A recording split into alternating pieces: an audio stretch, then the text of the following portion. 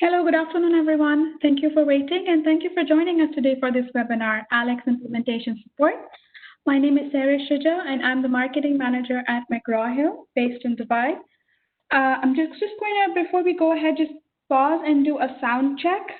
So just so you know, you can hear me all right. So on the screens on your right side, you'll see a hand icon. It should appear just below your name.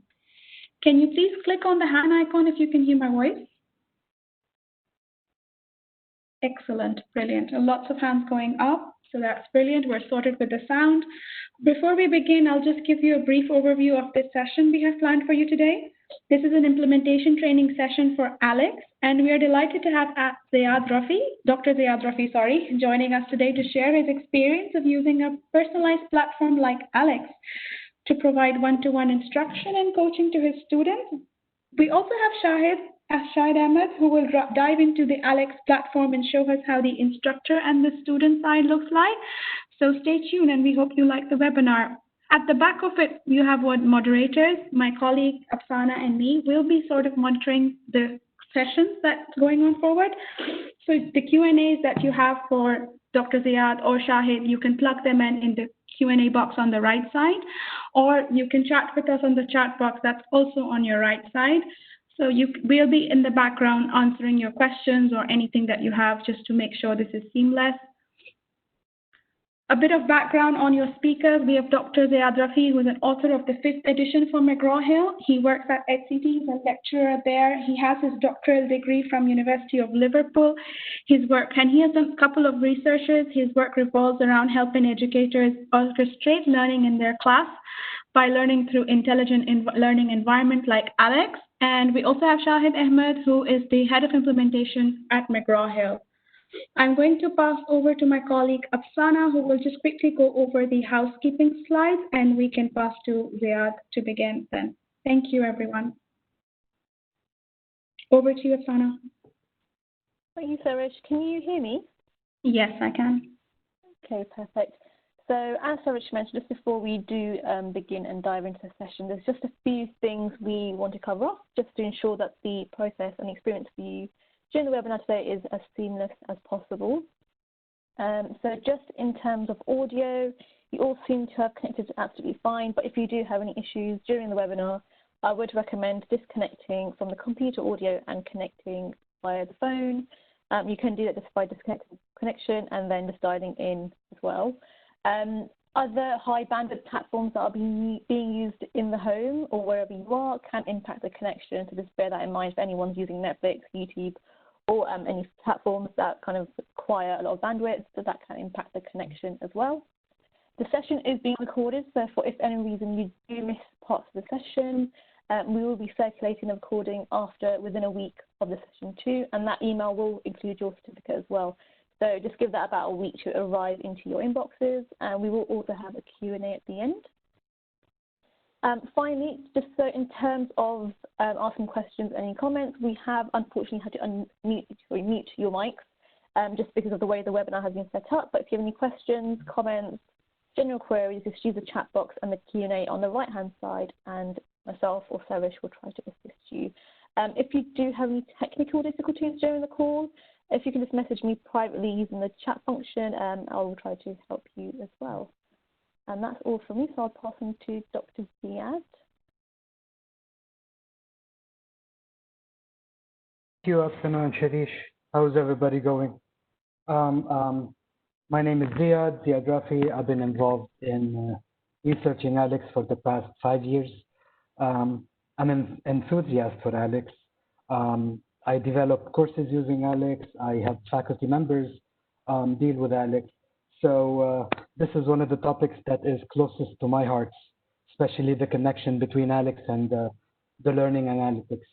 So as the name of the session suggests, orchestrators of learning. This is one attribute to the faculty members who are dealing with ALEKS at the moment. We call them orchestrators of learning. Before I start the session, I would like to know just one detail about our attendees. I see some familiar names. Again, hello.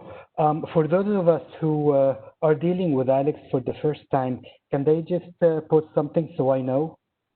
Just to, gear up the presentation to suit everybody.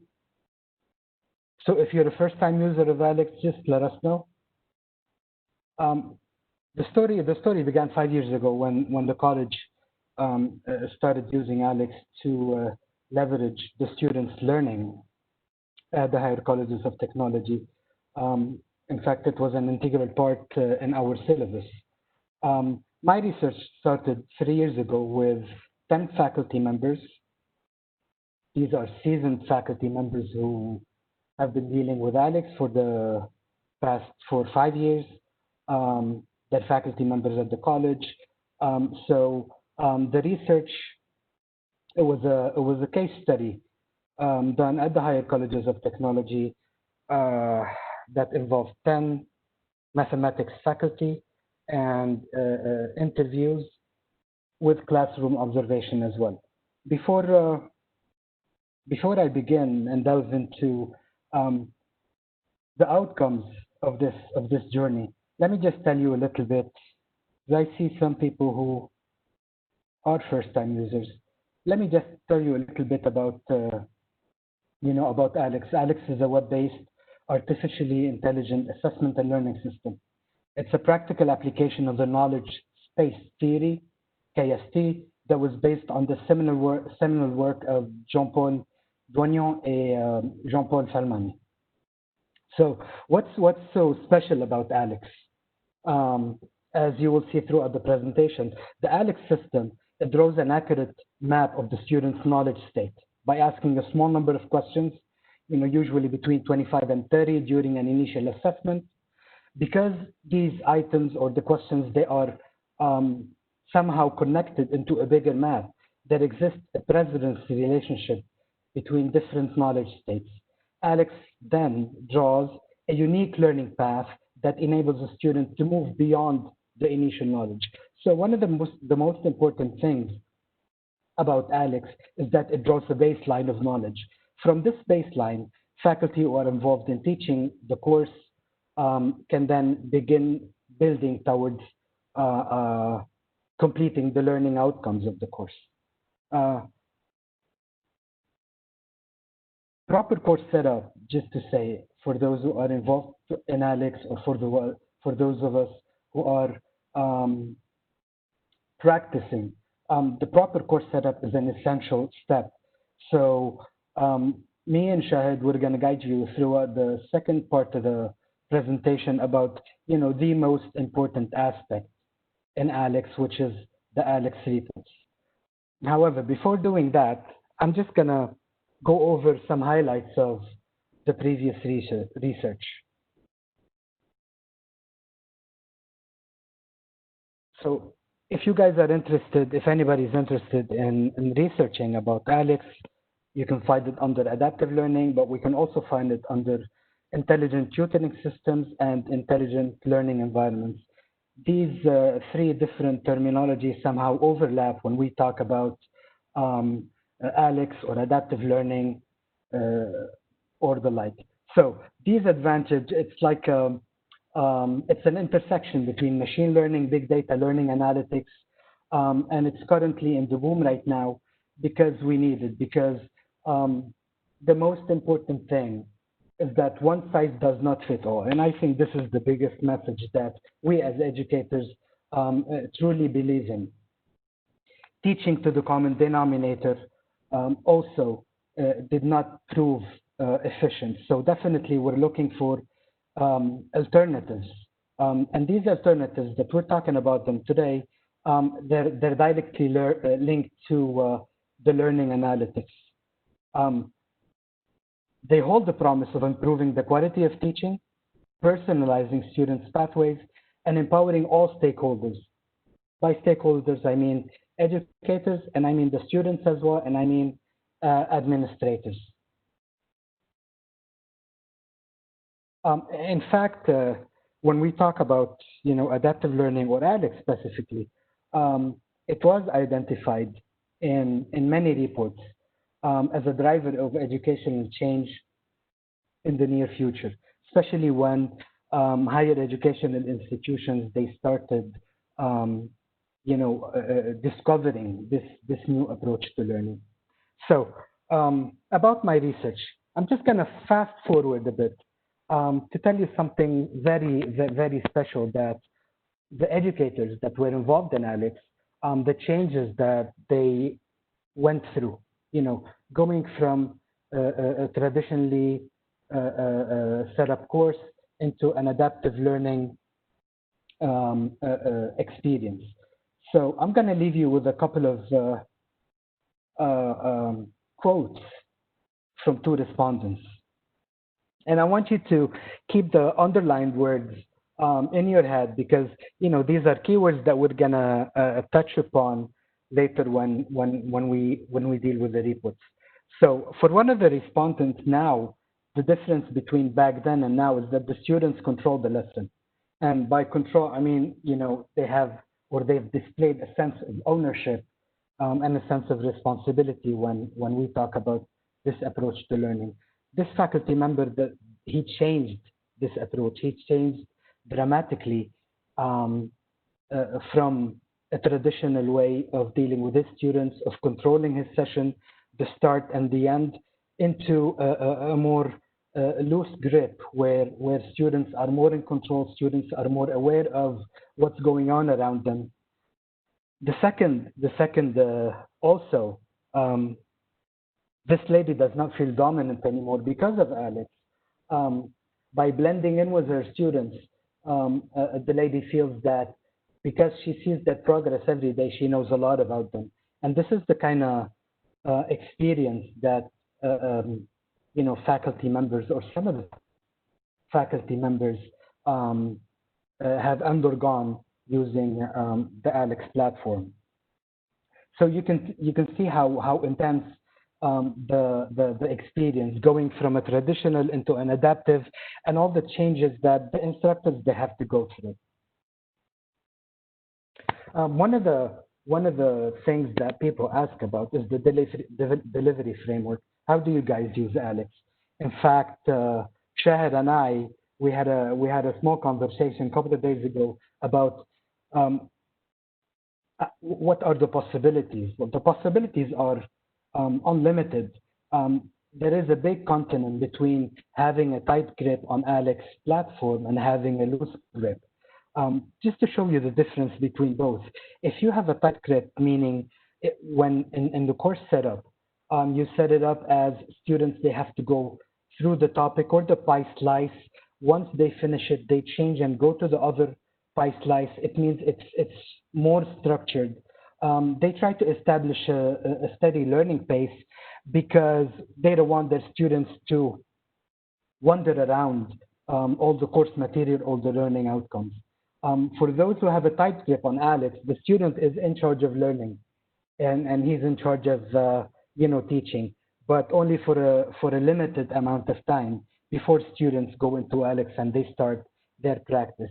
So one of the aspects where ALEKS is used is for practice. There's another type of a delivery framework, which is having a loose grip where students can move freely, choosing the topics according to the engineered map from ALEKS itself. Okay, and this is an approach that I followed with my own daughter when she had her intermediate algebra course. We still establish a steady learning pace, meaning we need to monitor the students, we need to monitor their progress, but ALEKS is mainly used for teaching and for practice at the same time. There is an analogy which says that ALEKS is as efficient as a classroom teaching assistant. And this is something that is very important.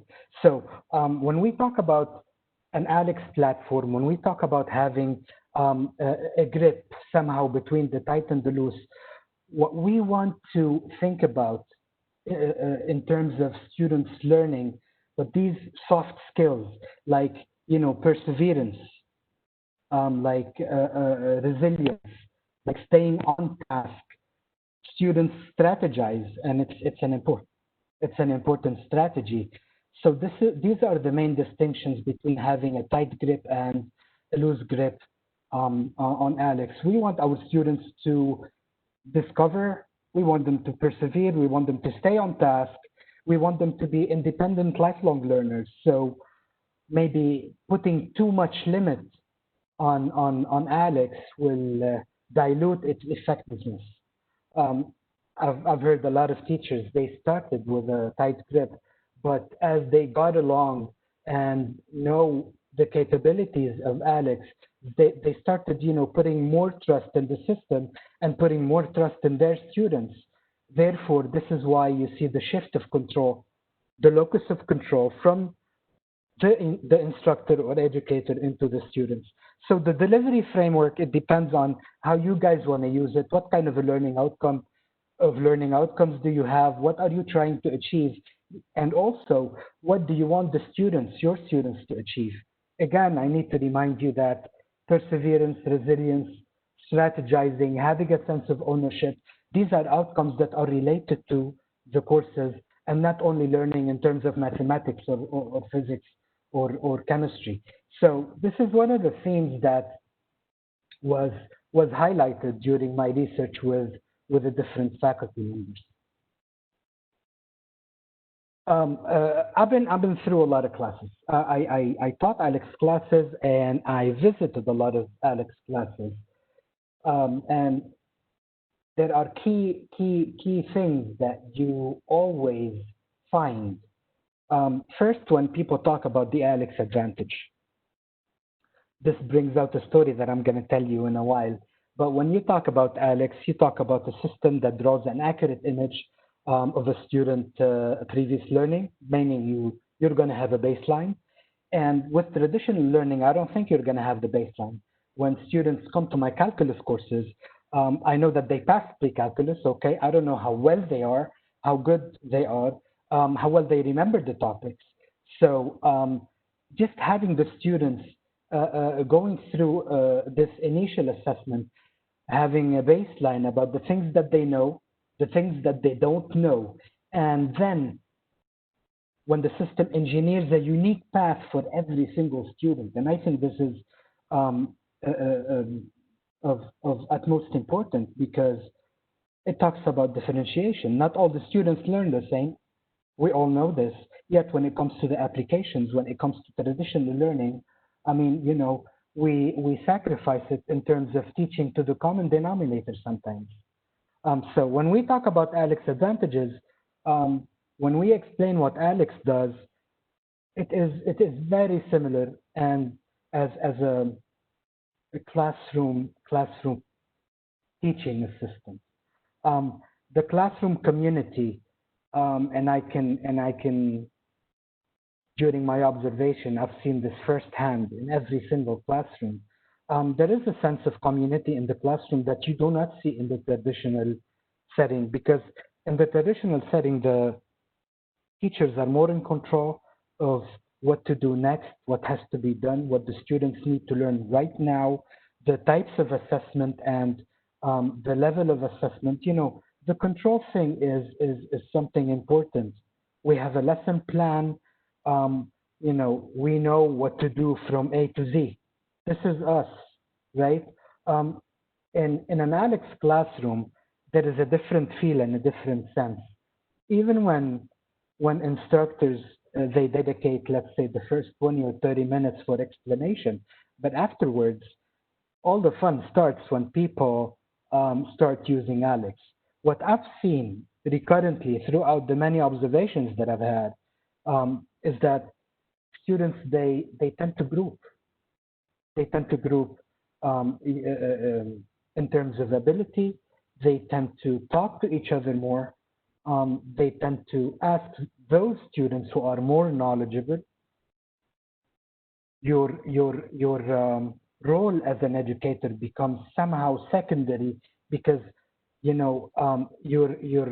not the first port. Students don't ask you the questions first. They look at what ALEKS has to explain. Second, they ask their students. Third, they ask the group or someone more knowledgeable. And then if unsuccessful, they come to ask you. So you're the fourth port of knowledge in an ALEKS classroom. I've seen students helping each other in every single ALEKS classroom that I visited.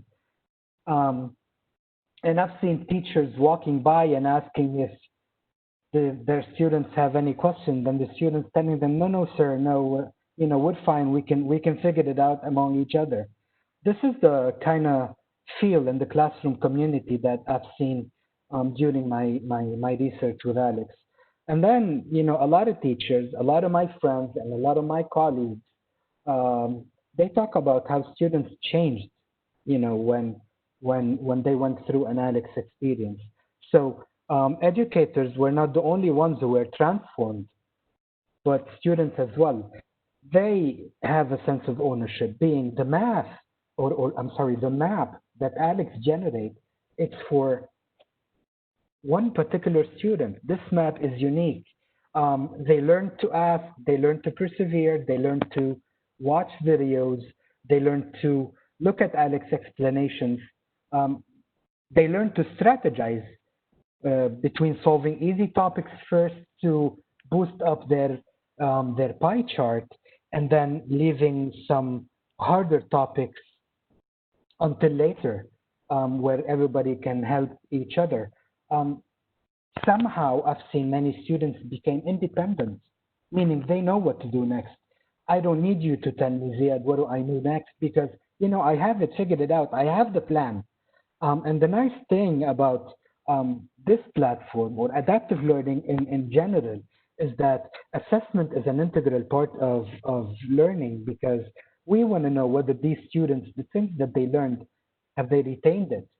So the continuous assessment done by ALEKS is an integral part of the platform, where in many times you can depend on it to see the level of your students. One of my respondents, when he was explaining to me about ALEKS, he said adaptive learning is like a car but with wings. This is, and I think, being an educator myself, this is something great when people see the advantage in such platforms.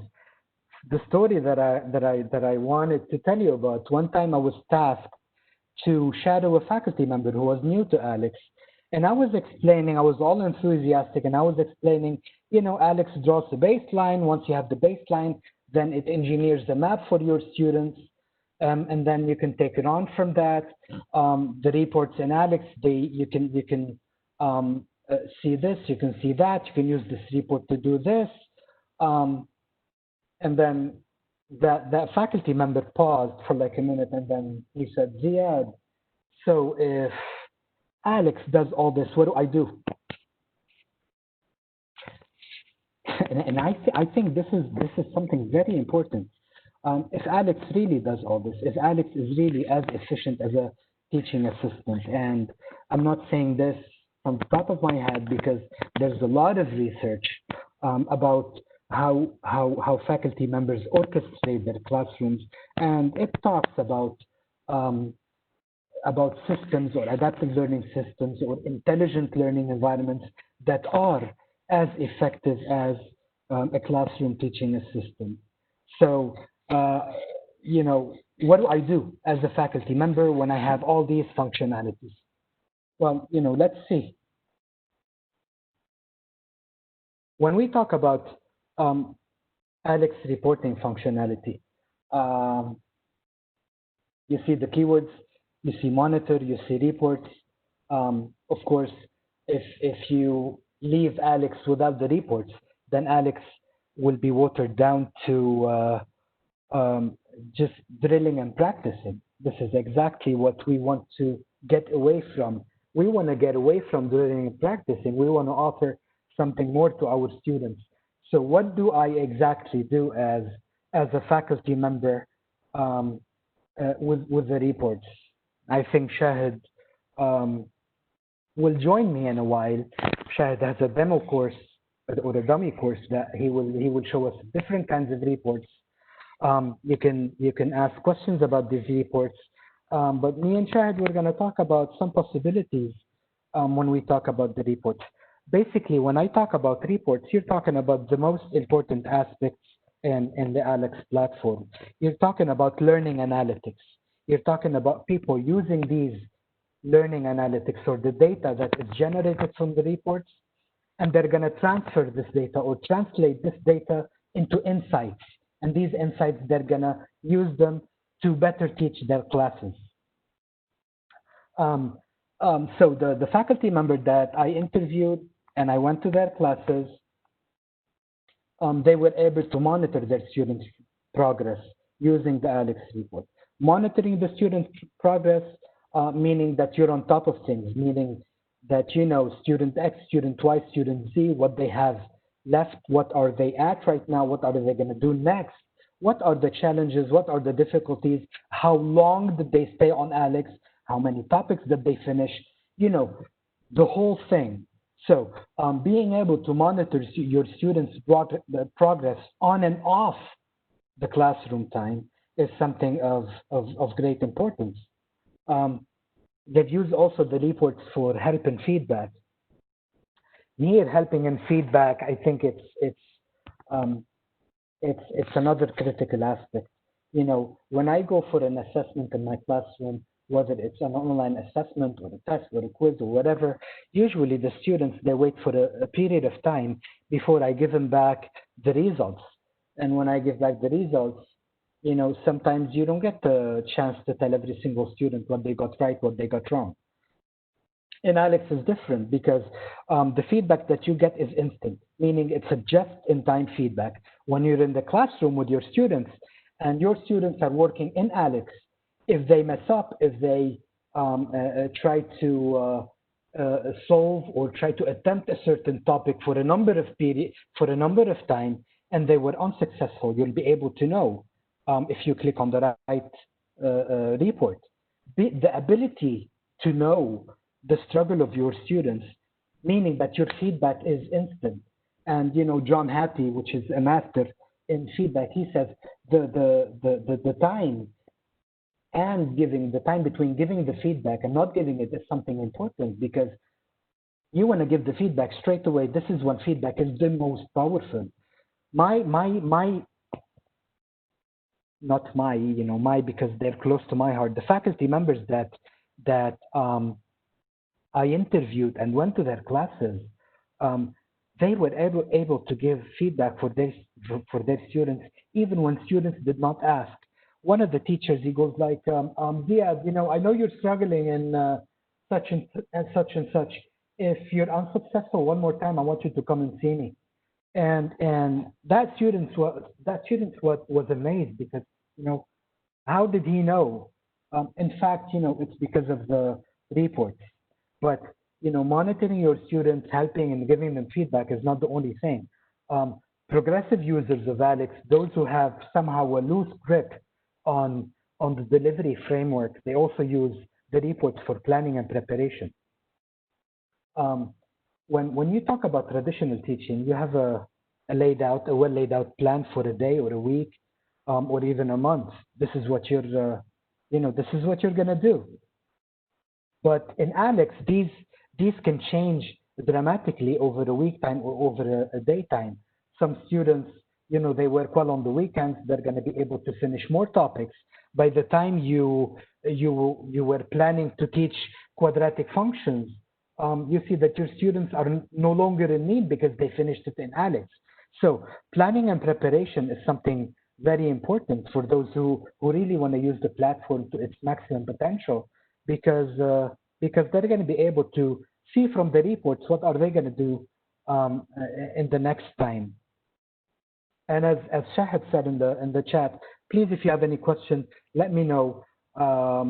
You know, as an ALEKS user, I'm not accustomed to talking a lot, because when I'm in the classroom using ALEKS, you know, my presence is somehow minimal. So bear with me for 5 more minutes, I think. As I said, reporting is the highlight of ALEKS. Without the reporting, ALEKS would be watered down to some number of exercises where students are going to be drilling and practicing.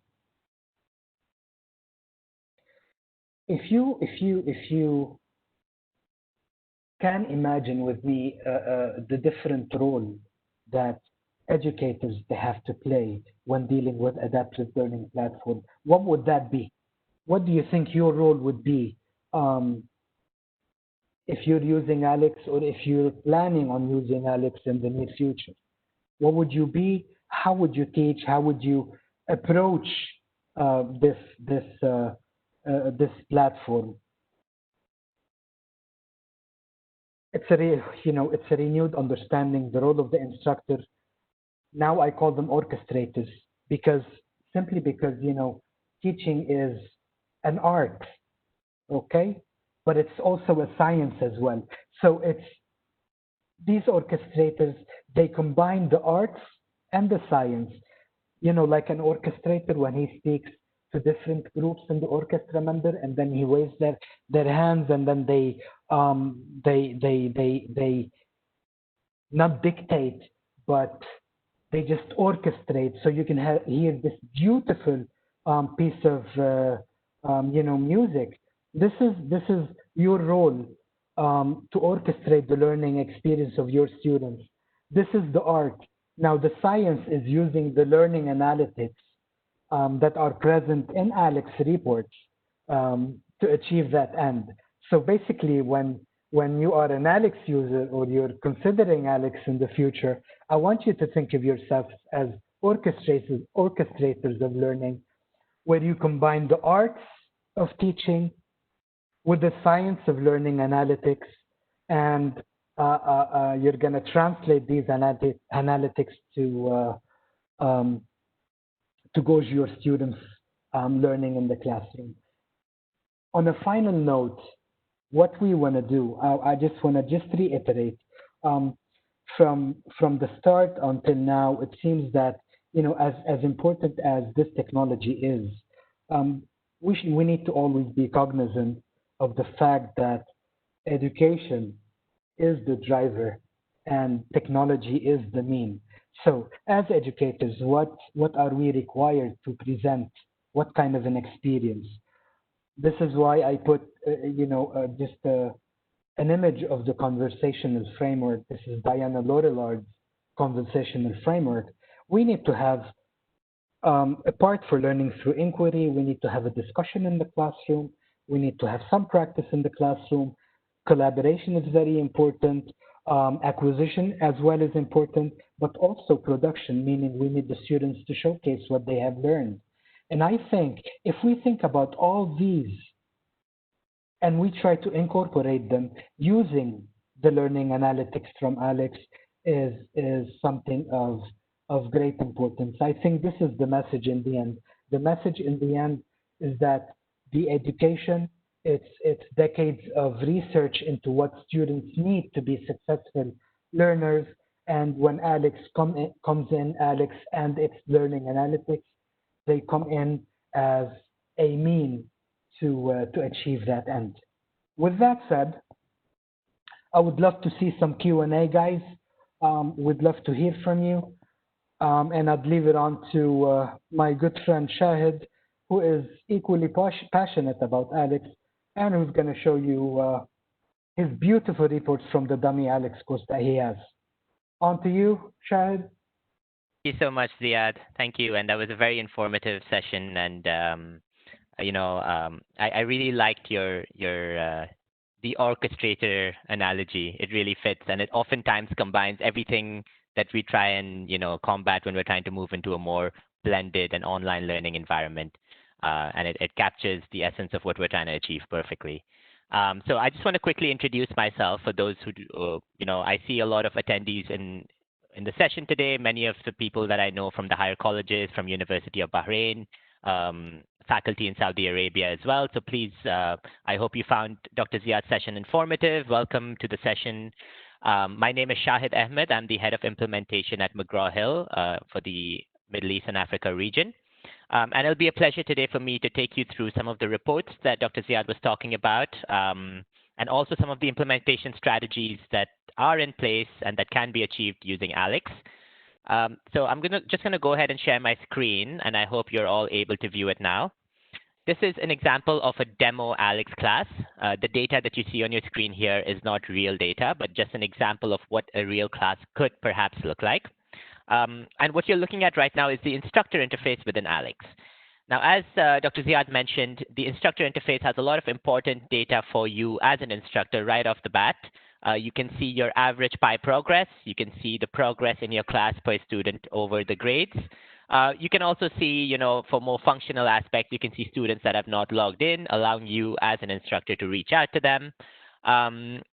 Now, one thing I want to quickly jump to, because it focuses very specifically on what Dr. Ziad was mentioning towards the end, is that, how do the reports, how important are the analytics within ALEKS?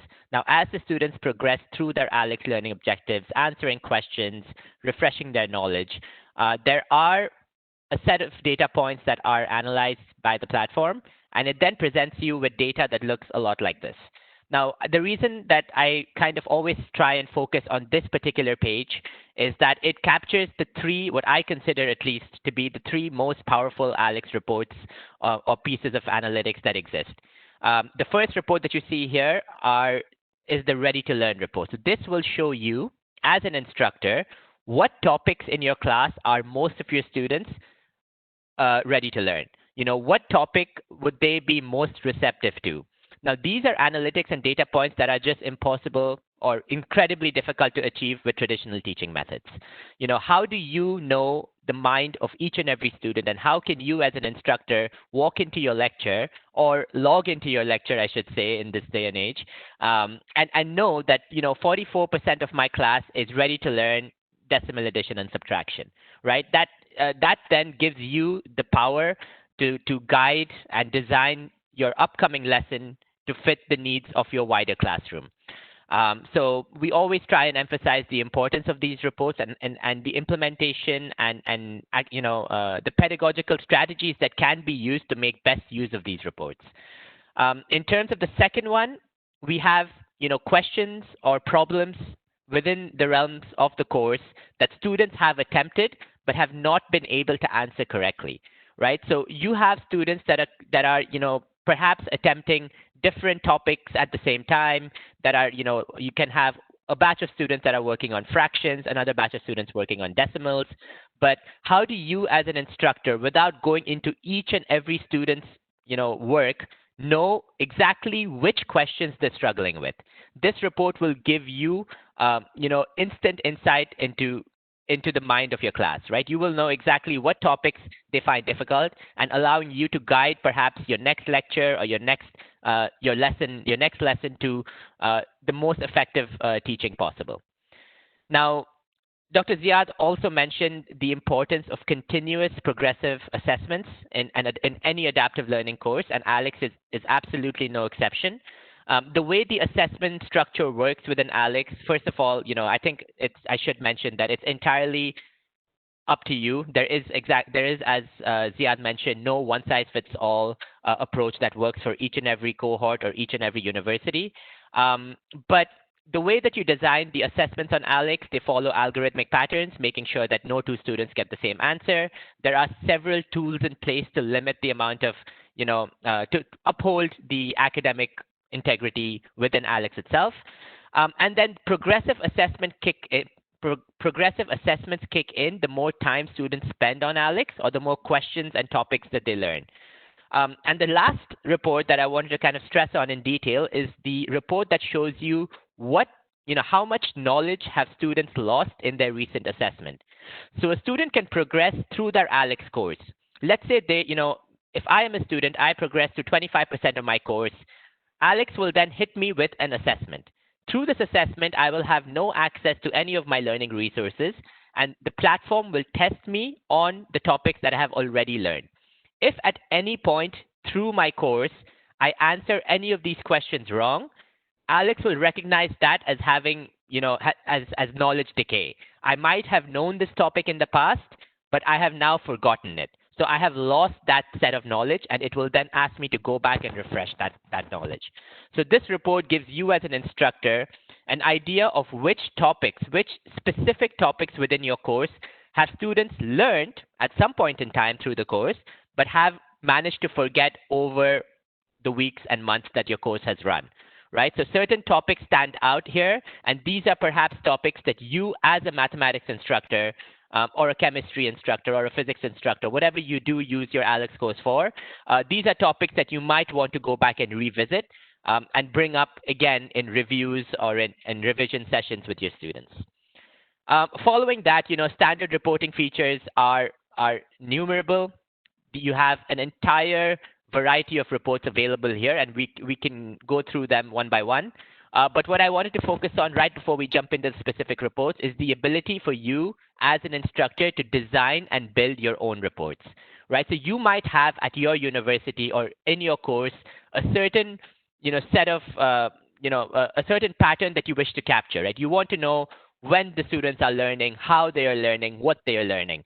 And oftentimes these requests or these needs are very bespoke.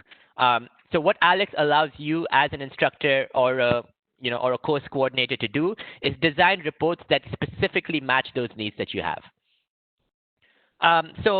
Ziad, can you just talk to us about your let's say your example or your experience with the ALEKS Spy report and how you would perhaps use that in your classroom? Oh, this is one of my favorite reports, Shahid. If you see, guys, just to visualize, these are different learning outcomes or different chapters or different topics that the students they have to go with. You see, for the different slice, arithmetic and geometry, if you click on it, you'd see what the students, what your students are ready to learn. Now, if you look at these numbers, what kind of possibilities can we create in the classroom when we have this kind of report? You're talking about when you're talking about whole numbers. We're talking about Shahid. I'm an old man. Can you make it slightly bigger? Yeah, sorry. Let me just expand that. Yeah. Okay, so when we're talking about introduction to exponents, they're 100% the progress for my students. But when you talk about things that your students are ready to learn, meaning that, as you progress in ALEKS, in an ALEKS class, the students might start from a similar baseline. They have 70 topics that they already know, and then they have to build until they reach, let's say, 360, right? But they don't progress at the same speed, and they don't have the same abilities. So the more and more you go into the course, you see these variations, which makes it easier actually to differentiate your instruction. Meaning the topic that you're going to give today, you can give it to 5 students, while the rest are involved in doing whatever they want. If you see 12% are ready to learn this topic, probably these are the high achievers that you want to group together, and you want to task them with, making a report about this or some kind of a project, so that learning can be more impactful. You can also, as Shahid is, as we're looking at this now, these 3 students that are maybe they finished this topic or they're ready to learn X topic, you can message them and say, hey guys, let's meet around this time, or I want you to come at my desk and let's focus on a strategy so we can finish this topic together. That's one. But when you see 100% of your students are ready to learn this, this is an opportunity for a whole classroom instruction. But when you see 50%, this is when you guys differentiate. Half of the classroom is doing their own thing, and the other class they're involved with you based on the data that you have. So this is one powerful report that I always like to use if I want to know how to plan and prepare my next session. Perfect. Yeah, that's, we see a lot of different uses for this. For example, even the remaining column, for example, let's take an example of fraction division.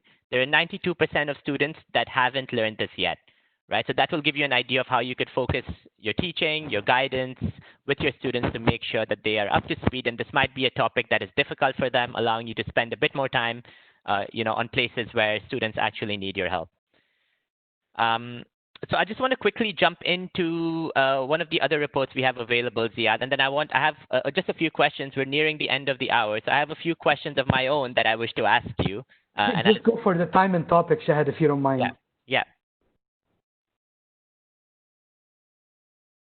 So I'm just gonna just zoom out a little bit so you can get a view of both. So the time and topic report, from my experience working with various universities in the region, has been fairly important, and it's been used in very different ways and in a variety of different ways. First of all, you can kind of use the time and topic to gauge when is the most effective time for your students to attempt and to work on ALEKS.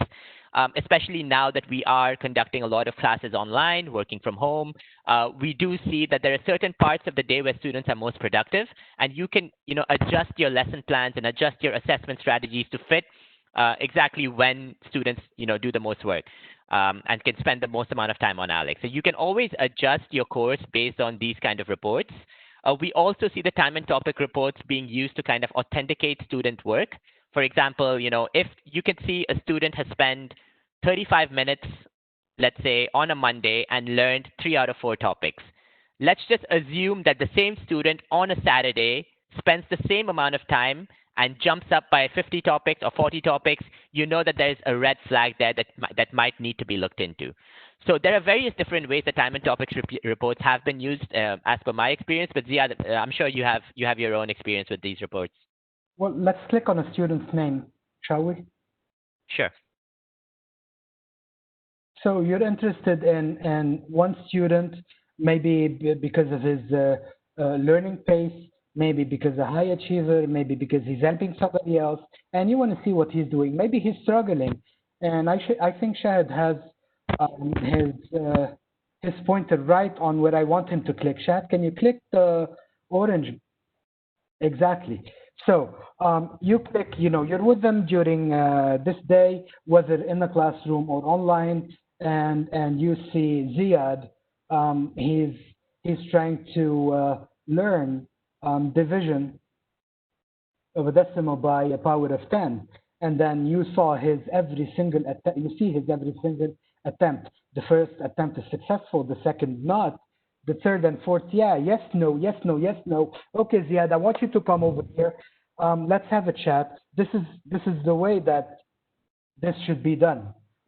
So this is the type of feedback that we're talking about. This is the just-in-time feedback, which is the most impactful when you have these 3, 4, 5, 10 students that you're monitoring all the time. You see where they got where they got right and what they got wrong. When did they do it, and then you can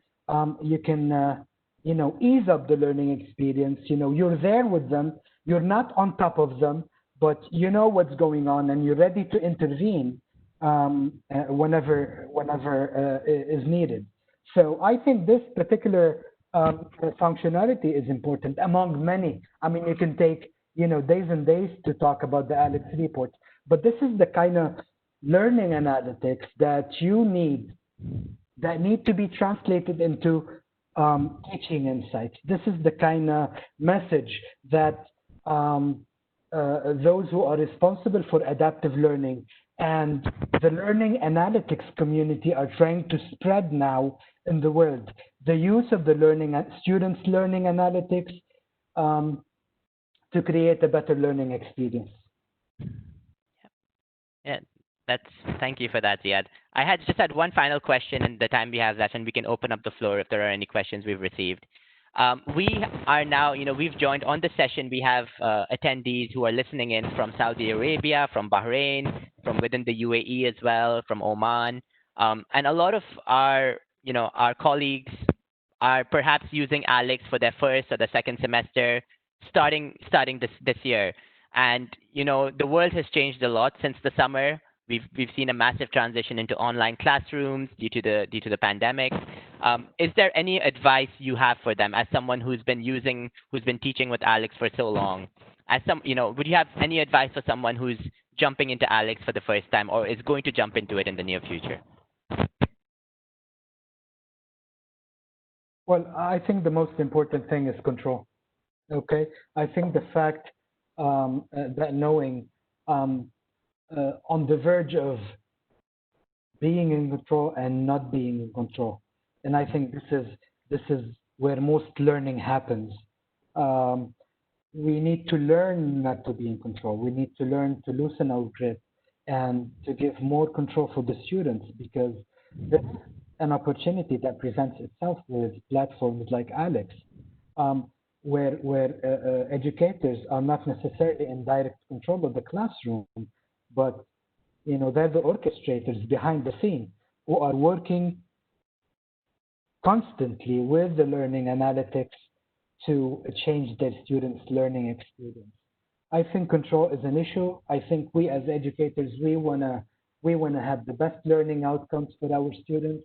The classroom is our kingdom, but let's not also forget that we want to create students that are independent lifelong learners. We want to have them have a sense of ownership. We want to teach them how to strategize, how to persevere, and how to be resilient learners. So lessen your control, accept that you're not fully in control, test your students, trust your students, trust the platform, and reports, guys. I think this is the most important thing. If you wanna sneeze, you use the reports first. I think it's one of the most important things. ALEKS without the reports is merely a bunch of exercises that are put together. Yep, you're completely right. And at this point, I just wanted to reach out a hand and just inform anyone who's listening in, either live or through a recording, that the expertise of someone like Dr. Ziad is always available to you if you wish to, get started on this journey. If you need any assistance along the way, the teams at McGraw Hill, your regional representatives, myself, Shahid, and my team are always there to help you get onboarded. What I will do at this point is I will simply note down my email in chat, and please feel free to contact me if you have any, if you need any support in terms of setting up your ALEKS course, if you want to know more about the platform and how it's been used in various different places within the region or internationally, please feel free to get in touch with me. We have a complete support suite that we provide, and we're more than happy to spread the word. So yeah, thank you so much for attending the session today, and thank you so much, Dr. Ziad, for all your helpful advice and insight. You've done, we always look to your example as someone who's been able to experiment with the ALEKS platform and use it in a variety of different ways over the years, and just show us the power of the platform ourselves, and show us things within the platform that we didn't think was possible to begin with. So I really appreciate your time here and speaking to all of us today. Thank you. I would say happy learning journey for all the educators here. Happy learning journey indeed, and I hope everyone's doing well and keeping safe. And we look forward to reaching out to you soon if you have any questions. I'm just going to pass it on, I suppose, back to Serish if you would like to navigate us, guide us through any questions that we received. If not, then we haven't received any question, but there's a great remark from Mohammed. He said he has tried ALEKS on his basic foundation course, and it was really successful. But he wants to know, what about advanced math courses?